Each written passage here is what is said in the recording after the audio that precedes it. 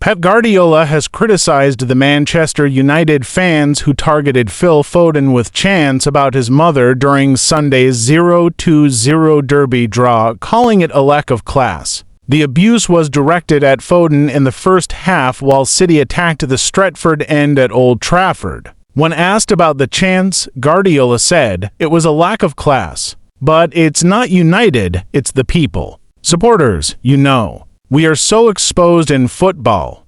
Managers, owners, and football players especially. Honestly, I don't understand the mind of the people involving the mum of Phil. It's a lack of integrity, class, and they should be ashamed." City were reportedly appalled by the chants and the number of fans involved. Manchester United's response has been to denounce all abusive fan behavior towards players. The result leaves City sitting fifth in the Premier League with 52 points, trailing Chelsea by 1 with 7 games left. On the Champions League race, Guardiola remarked, 7 games, Crystal Palace. Next, go for it. I'd prefer to have 10 more points or 12 more points, but it is what it is. It's Old Trafford. It's always difficult. We fought and we were there. The players gave everything. We should attack with more fluidity. Asked about the remainder of the season, he added, "I'm not concerned about next season right now, I'm just concerned about recovery, Crystal Palace, Everton, Aston Villa, and the FA Cup semi-finals against Nottingham Forest." Reflecting on the match, Guardiola said, "It would have been better to win, but Old Trafford is Old Trafford and United are a transition team. We wanted to make a good build-up and process, and we defended really well. They are dangerous when we lose balls in the position like we are not good." United, currently 13th, face ongoing challenges under head coach Ruben Amorim, who acknowledged the scale of the rebuild. "I can say we want to be competitive in the short space of time. But to be really dominant against that type of opponent is going to take a lot of time," he said. "We have to use different weapons." In that way of playing ball domination, City is maybe the best team in the world. If you compare this game against Arsenal, we have some moments we did the better today was different. We are improving. To play in this way they play for a long time, he added. "I'm in a rush because we are suffering a lot. Everybody here is suffering a lot with all these changes and we have to show something in the next year, so right away." After the match, a sit-in protest organized by the 1958 group against the Glazer family's ownership drew a few hundred United supporters. Hands off. Protests erupt across Canada against Trump's comments. Canadians gathered in multiple cities on Sunday to protest US President Donald Trump's recent rhetoric,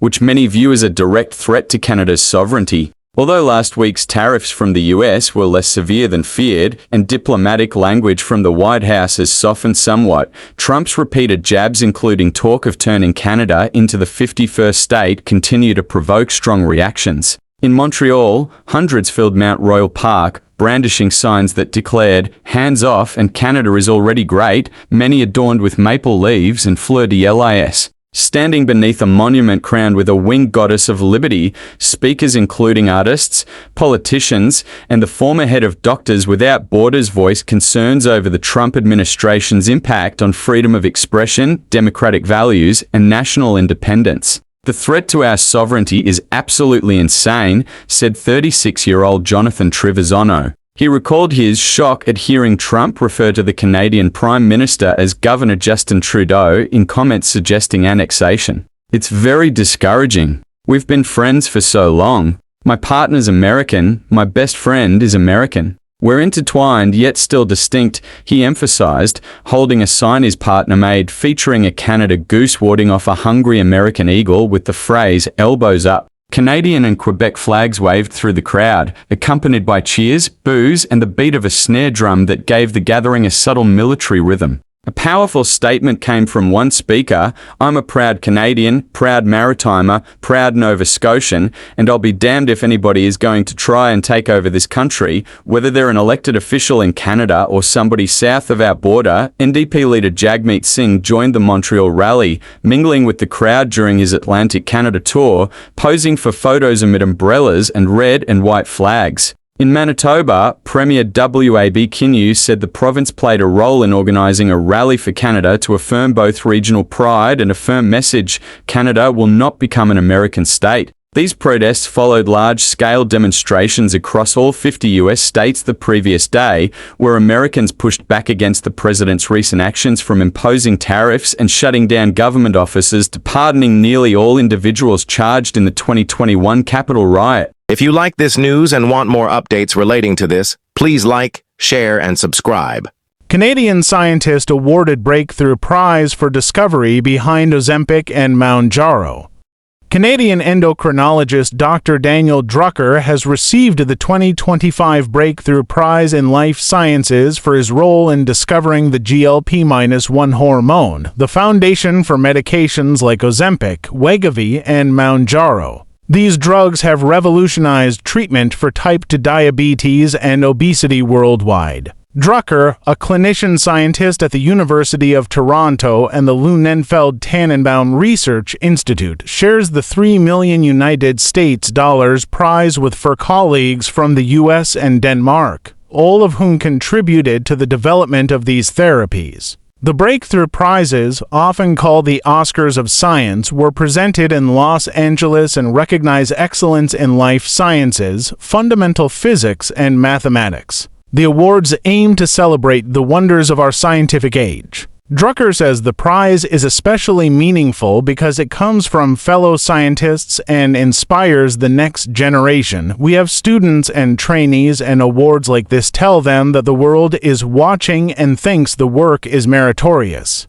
His path began in the 1980s at a Boston lab where he was assigned to study the glucagon gene. It just so happened when I got there, they said, "Okay, Drucker, you work on the glucagon gene. It could have been another gene and you never would have heard from me again." He recalled an early turning point. "I said, oh my gosh, someone broke into the lab and stole my notebooks. But no, my supervisor took them because he was excited enough to file a patent." Drucker returned to Canada in 1987 and continued researching GLP-1 at the University of Toronto. In 1996, his lab discovered that GLP-1 could suppress appetite. Since then, his work has extended into studying its effects on heart disease, inflammation, kidney, and liver conditions. "I literally have been working on this for 40 years, he said. The drug's development by companies like Novo Nordisk and Eli Lilly took years, partly due to side effects like nausea and vomiting.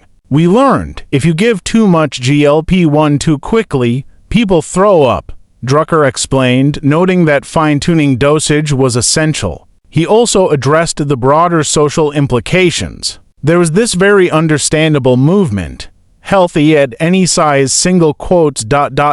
because we didn't have solutions. But now with GLP-1 medicines, we can help people who couldn't lose weight before drop 10, 20, even 50 pounds. Still, he worries about misuse and access. "It's been a little bit like the Hunger Games," he said, describing people racing to find pharmacies with supply. "As a physician, I say, wait a sec.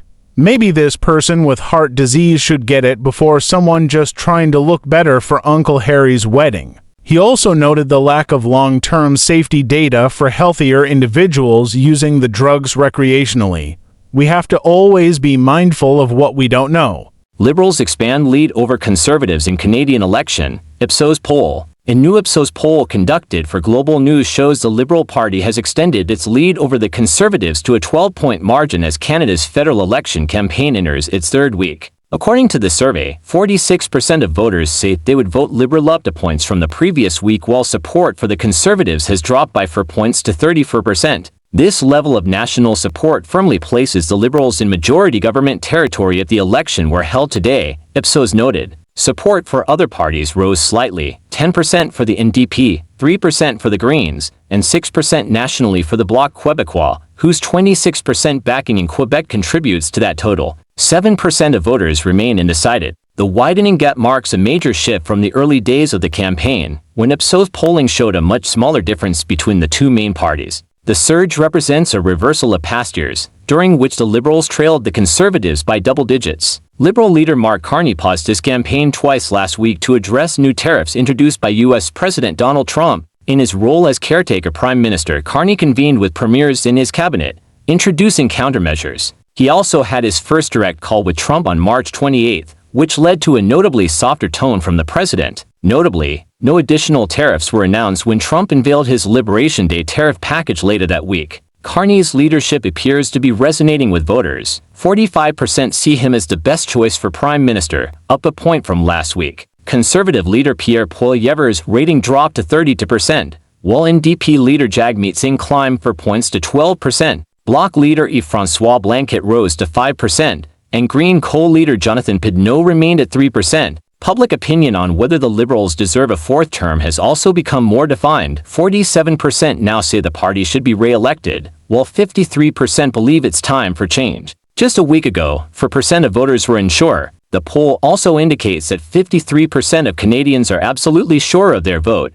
while 16% have changed their preferred party in the past month. Ipsos found that 69% of voters express hope for a majority government so that we don't have to have another election for a while. A huge 90% agree that this election is critical for Canada's future. The tension with the U.S., especially over trade and control, has become a central theme of the campaign. Parties are vowing to diversify Canada's economy to reduce reliance on the U.S. Ipsos polling last week revealed that voters consider Canada-U.S. relations the second most important election issue, after affordability and cost of living. On that front, the Liberals hold a major advantage, seen as the most capable party to manage relations with Washington, topping the Conservatives by a 40-point margin.